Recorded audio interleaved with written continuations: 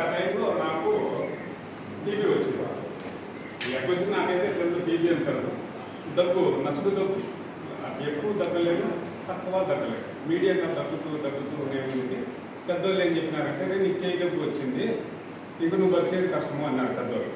అంటే మా ఏరియాలో ఉన్న మాటలు ఇంకా నువ్వు బతకలేవు, చేయి దగ్గు వచ్చేసింది రా, నువ్వు కష్టమే అని. సరే ఎట్లయితే అట్టగానే దీన్ని ఎక్స్ప్లోర్ చేసి బతకంటే కొందరు ఫ్రెండ్స్ ఏం చేసినారంటే సారాయి దాకా తగ్గిపోతుంది అన్నారు. నాటు సారాయి కూడా తాగి ఒకరోజు 3 లీటర్లు తాగి ఆ మత్తులో ఉండేటప్పుడు దగ్గు రాదు. మత్తు దిగేకొద్దికి మళ్ళీ ఆటోమేటిక్గా దగ్గు స్టార్ట్ అయ్యింది. ఇంకేం చేయాలా, ఏం చేయాలి కుదరదు. లాస్ట్కి స్పిరిట్ మాదిరిగా అయిపోయినాను సార్. మీరు ఏమన్నా అనుకోండి, నా బాడీలో తల్లి పాత్ర ఒక కండలో ఇంత శక్తి కూడా లేదు. నా భార్య ఒక పక్క, నా బామ్మడితో ఒక పక్క ఇటు చేతులు పట్టుకొని హాస్పిటల్కి తీసుకెళ్ళేది జ్వరం వచ్చినప్పుడు. ఆయన ఇంజక్షన్ వేసుకునేది, వచ్చేసేది. అంత ఫెసిలిటీస్ లేవు పిల్లల్లో 2006లో. నాకు అంత ఇది లేదు, అంత ల్యాబ్లు లేవు, అంత చూసి చెప్పేవాళ్ళు కూడా లేరు. సరే నేను ఒక ప్రైవేట్ హాస్పిటల్కి పోతే నీకు ఈఎస్ఆర్ తక్కువైంది, నువ్వు ఒక తూరి అరుణ హాస్పిటల్కి వెళ్ళండి అని చెప్పి నాకు గవర్నమెంట్ హాస్పిటల్ మేడం ప్రైవేట్ వాళ్ళకి పెట్టినాను రియావాజ్. ఆడికి పోతే ఆ టీబీ అరుణ మేడం దగ్గరికి పోతే నువ్వేం పని చేస్తావు, కూలి పని చేస్తావు మేడం అని.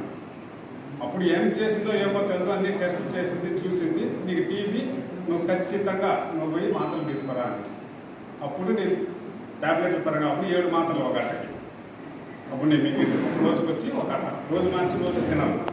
అది 3 నెలల తర్వాత మళ్ళీ వేరే ఆటకు వస్తుంది. అట్లా తిన్నా నేను. కానీ వచ్చినప్పుడు నేను పడిన బాధలు ఎవరు పడినారు యాక్చువల్గా. ఎట్లా అంటే నా ఎదురుగా ఎవరున్నా నేను బయటకు వస్తే నన్ను చూసి అట్లా దూరంగా వెళ్ళిపోయేవారు.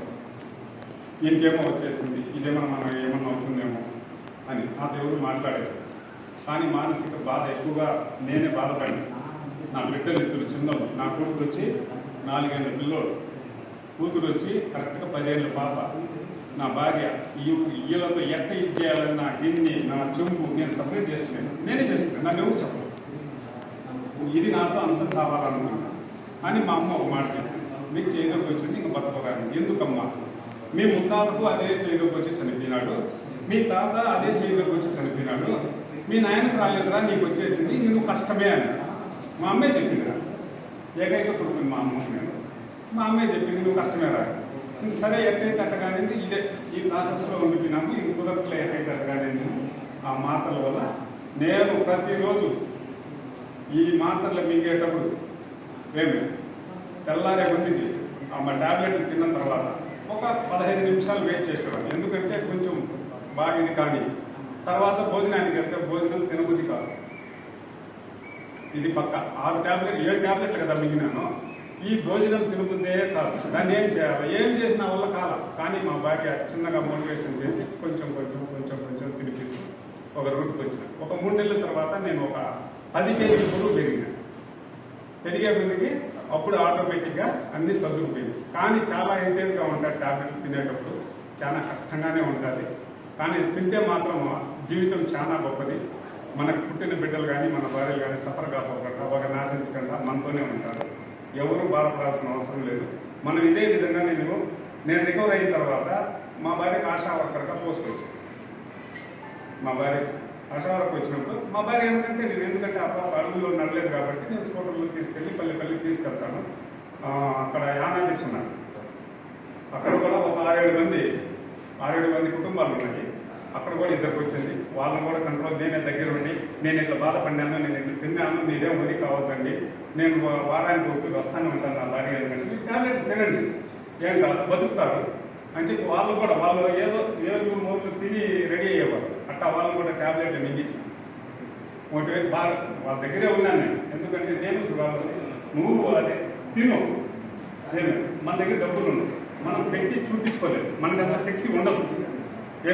నేను తీసుకెళ్తా మీకు గవర్నమెంట్ హాస్పిటల్కి నేనే నా బండిలోని వాళ్ళు ఎక్కడుంటే అక్కడ పట్టకొచ్చి ఎక్కడ ఏర్లలో ఎక్కడంటే ఆడున్న చేపలు పట్టుకోవడం వల్ల ఏదో పిలిపింటారు. స్కూటర్లోని అడుగులకు వెళ్ళి వాళ్ళని పట్టకొచ్చి నేను చెకప్ చేయించి వాళ్ళందరినీ మోటివేషన్ చేసి ఈరోజు మా పరిమాణాలకు తాండాలో దాదాపు లేదంటే కూడా 12 మంది ఉంటారు టీబీ వచ్చి రికవర్ అయిన వాళ్ళు. అందులో మా నాన్న అప్పుడు నా మాట మా నాన్న చనిపోయినాడు. 2010లో చనిపోయినాడు మా నాన్న ఈ టీబీ వల్లే. వినలా నా మాట, మళ్ళీ స్టార్ట్ చేసినాడు తాగడం. నెల ఎదిగినాడు, నేనేం చేసేదానికి లేదు. రకరకాలుగా నేను చూసిన, ఉన్నది ఒకటి ఎందుకు ఈ మాదిరి చేస్తామంటే ఒప్పుకోవాలా. ఎందుకంటే కొంచెం వేరే వాటర్లు మేము సొంతంగా తయారు చేస్తాము, మేమే దాన్ని తాగుతాం కాబట్టి ఆ విధంగా మా నాన్న ఒప్పుకోకుండా మా నాన్న చనిపోయినాడు. దాంతో నేను ఇంకొక స్టెప్ ముందుకేసి, ఎవరైనా 3 రోజుల కన్నా మించి దగ్గు కన్నా వస్తే కన్నా నాకు దగ్గు వస్తుంది ట్యాబ్లెట్ ఇవ్వంటే కానీ ఫస్ట్ పిలుచుకొని పోయి గవర్నమెంట్ హాస్పిటల్లోనే వదలలేదు. దగ్గరే ఉండి టెస్ట్ చేపిస్తాం, తెల్లారితోనే 16 రోజులు పిలుచుకొని పోతా టెస్ట్ చేపిస్తాను. ఈ పని నేను 5 సంవత్సరాల నుంచి చేస్తున్నాను సార్.